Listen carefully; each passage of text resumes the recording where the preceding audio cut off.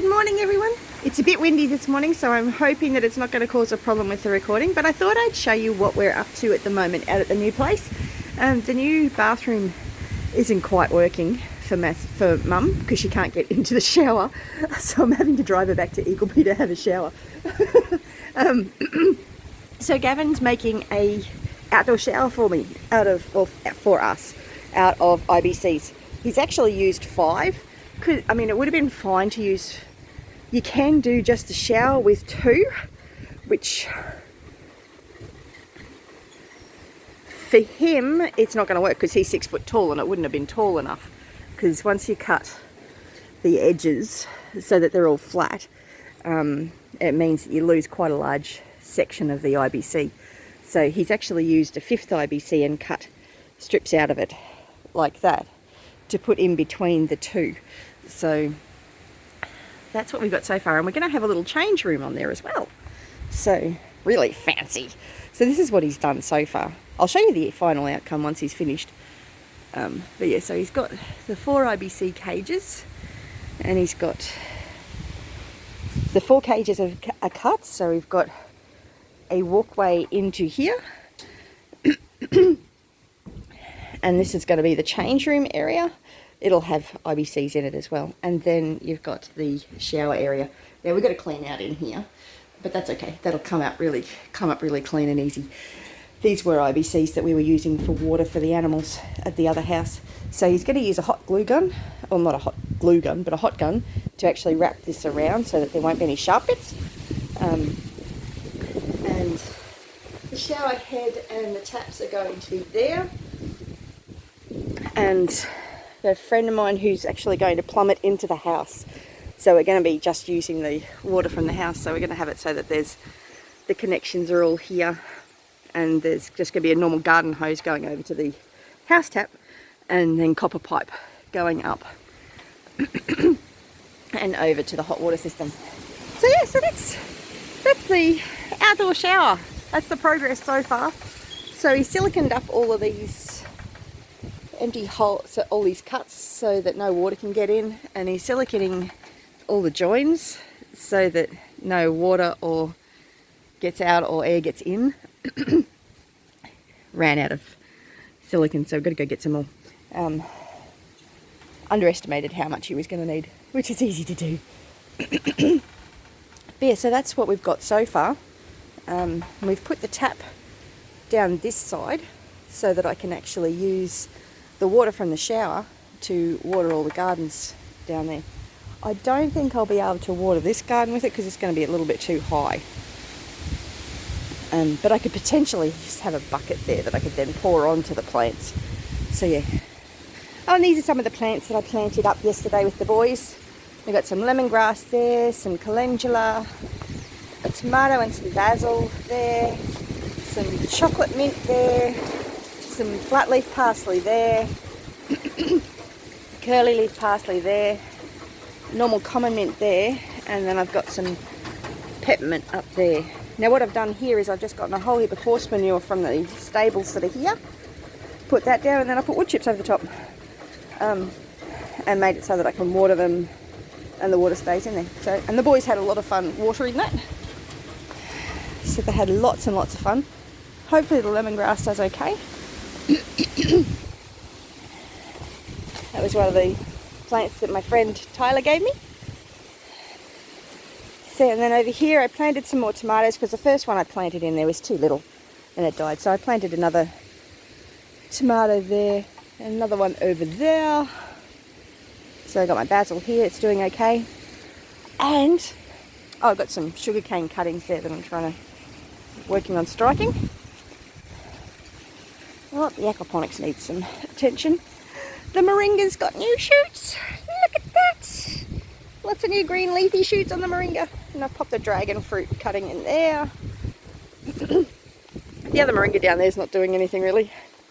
And I've put a whole heap of... I had to put a 3rd bed on here, which is what's causing the problem at the moment and why it's sucking air. Because all the beds are going to be full. So all the beds are full, so I can't get any more water out. And there's probably little bits of bark and stuff in here. These little fishies are doing really well. I doubt you can see them. Oh, you might be able to. Can you see them? I hope you can see them.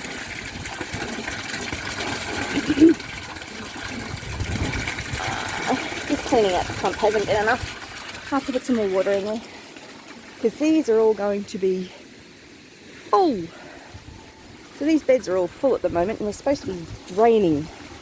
But that's okay. But I'll have to get the hose. I need to feed the fish. I need to milk the goats. There's always a long list of things to do in the morning.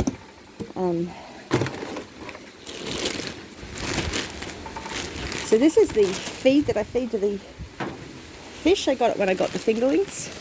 So I just got 4 kilos. It doesn't look like a huge amount. But considering how small they are, it is actually a fair bit.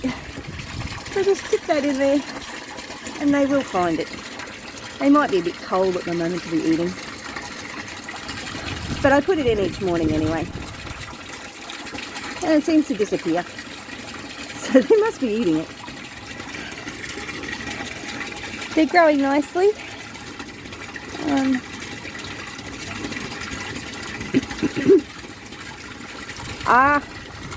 Some of these beds are starting to start now. The siphons should start any minute. I'll have to check how much water's going. Oh, there's not enough water going into the beds. That's what the problem is.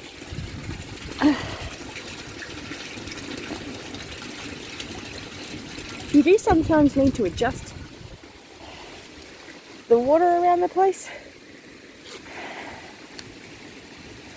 That's why the little taps are on here. Oh, and I've planted in some peas, some parsley. Oh, I picked up some leeks from the shops, chopped the tops off, and I got 4 of those in there. So they should come up nicely. I probably buried them a little bit too much actually.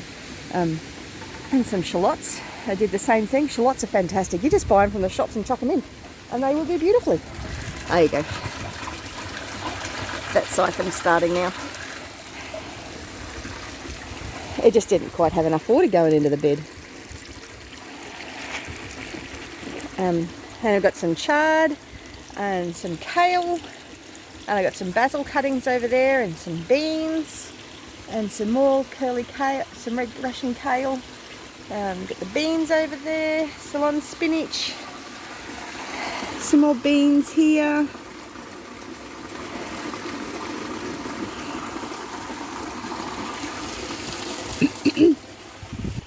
Check the water level going in. Yeah, that's enough. That should start soon. Most of my mulberries that I stuck in there died, but they were an off chance, really. I really did make the cuttings a bit too long, so I should have made them a lot shorter.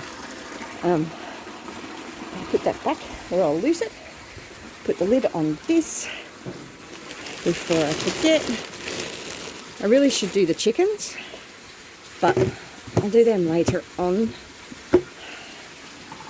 I made sure they had food and everything yesterday, so the main thing I need to do is check for eggs. Let's check on the Rhode Island Reds. Oh, she's laying an egg. Oh, I've just disturbed her. I'll have to come back later. So they got food and they got water. They're doing well. So now I've just put the incubator on with another batch of eggs. So I've got a batch that should be hatching in about 5 days.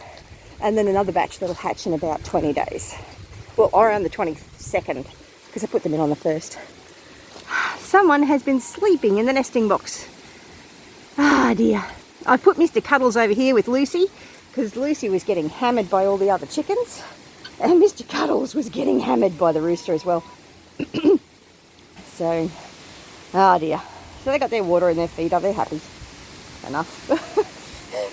And yesterday I put a load of horse manure in here with the commercial laying girls. They seem to have gone off the lay, but the goat came in here and scared the life out of them eating all their food the other day. So I'm not very happy about the goat. Goat is now on the tether, cleaning up the driveway.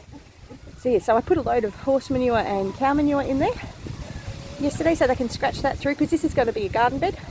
I'm going to have herbs going in here that are, and probably put some elderberry cuttings as well, because that's really good for chickens being next to the chicken coop.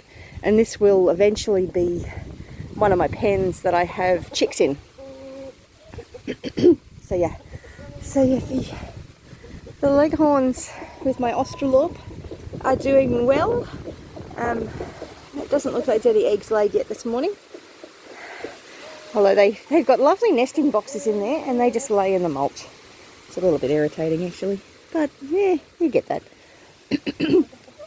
Yes, I'm really looking forward to this. In about a week's time I'll move these ladies off here and put them on a new job.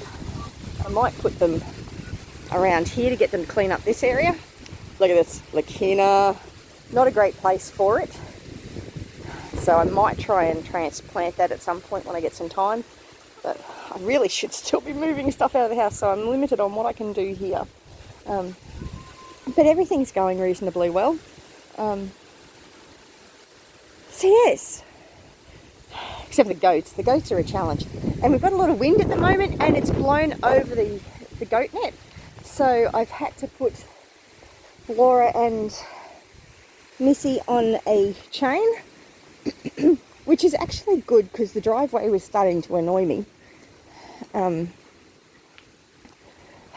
Got heaps of stuff here at the moment. This is going to be the shower head for the shower. That's the back pipe for it, and new swing set bolts for the boys.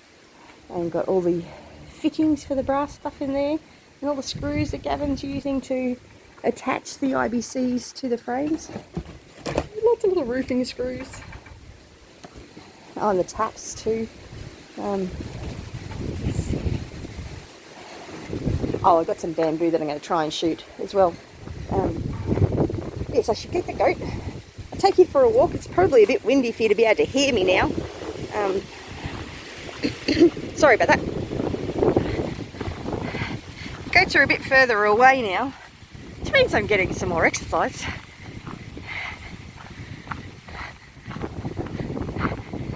But they've got shelter from the trees.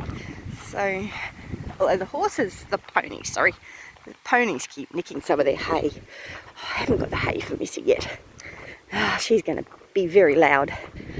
They do tend to get themselves a little bit tangled around the grass, but I had them here yesterday and they've done a fabulous job. As you can see, the driveway is really overgrown. And I don't really have a working mower at the moment. I mean, I've got a push mower, but that's a huge job with a push mower. So I'm going to take Laura and milk her this morning. I'll have to say goodbye to you guys. Have a great one. Bless you.